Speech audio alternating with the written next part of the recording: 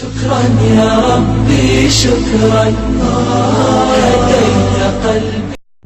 अस्सलाम वालेकुम रहमतुल्लाहि व बरकातहू। मेरे भाइयों बहनों बड़े बुजुर्गों मेरे साथियों, मैं नबी मोहम्मद औटी बोले तो एकदम हाँ गौटी।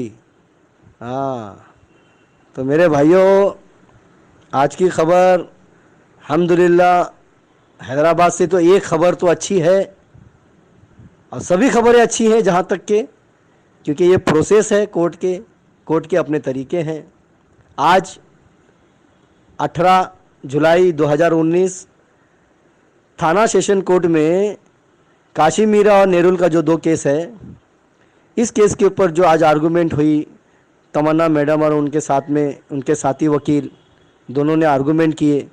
वहाँ पर जज साहब ने मुंबई हाई कोर्ट को मद्देनज़र रखते हुए 30 जुलाई 2019 का उसको देखते हुए जज साहब ने कहा कि आप पहले हाई कोर्ट को जो कोर्ट में जो केस क्लब करने की जो तारीख़ है वो तारीख़ को देखते हुए फिर मेरे पास आए।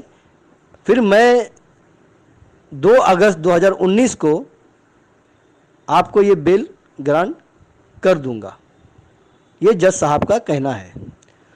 तो आगे की तारीख हमें 2 अगस्त 2019 की मिली है सेशन कोर्ट थाने की।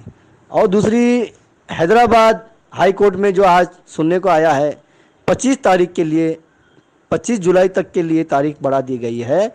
और एक केस में दूसरी जो ईडी की जो केस है, ईडी के जो केस में मौली थॉमस, बिजू थॉमस, आलिमा डॉक्टर नोहरा शेख आपा को बेल ग्रांट कर दी गई है इन्फोर्समेंट डायरेक्टरेट केस में। तो अल्हम्दुलिल्लाह कई बार जांच पड़ताल होने के बाद अल्लाह का करम है, वहाँ पर आपा को ईडी से भी इन तीनों को बेल ग्रांट कर दी है, 1 लाख बॉन्ड के ऊपर और 2 श्योरिटी के ऊपर। अल्हम्दुलिल्लाह वहाँ से सबसे बड़ी जो एजेंसी होती है देश के अंदर, ये भी एक बड़ी एजेंसी है ईडी, जो वहाँ से आपा को और बिजू थॉमस को, मौली थॉमस को छुटकारा मिल चुका है। तो इंशाअल्लाह दुआ करो, सभी लोग से मैं गुजारिश करता हूँ कि दुआ करें सब लोग। मुंबई हाई कोर्ट में भी इसी तरह से जल्द पूरे केस, महाराष्ट्र में जितने केस हैं 30 तारीख को 30 जुलाई इंशाअल्लाह पूरे केस क्लब हो जाएं, ऑर्डर दे दे जज, ये दुआ करें आप लोग।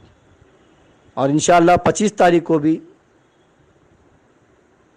हैदराबाद हाई कोर्ट में भी इंशाअल्लाह वहाँ से भी कोई अच्छी खबर आएगी। जब एमएसजे नामपल्ली कोर्ट से आज इतनी अच्छी खबर आई, इन्फोर्समेंट डायरेक्टरेट की जो खबर है, जो ईडी की जो केस में आज अल्हम्दुलिल्लाह पॉजिटिव हमें खबर मिली है, तो हमें ये 2 अदालतों से भी जो हमें जो तारीख़ मिली है, तारीख़ के ऊपर हमें नाराज़ या गमगीन नहीं होना चाहिए। हमें अपने आप को संभालना चाहिए, अपने आप को हिम्मत करना चाहिए और हिम्मत से आगे बढ़ना चाहिए और दुआएं करना चाहिए।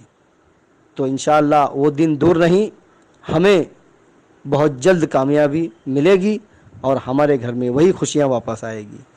ये शैतान कितने भी अपने पैतरे चले, कितने भी अपने कंप्रोमाइज़ के चाले चले, जो करता है इसे करने दे, इसे कहने दे, इसे वीडियो बनाने दे। बस आप लोगों से गुजारिश है, आप लोग इसकी वीडियो को ना देखें, शैतानों की वीडियो में डिसलाइक करें। आप लोग इसको ज़्यादा ध्यान ना देते हुए, अदालतों को ज़्यादा नज़र रखते हुए, अदालत की बातों पे नज़र रखते हुए, अदालत की कार्रवाई पे नज़र रखते हुए आप लोग अपने आप को संभालें। इससे ज़्यादा मैं ना कहते हुए मैं यहीं ख़त्म करता हूँ। अल्लाह हाफिज़, सलाम अलैकुम।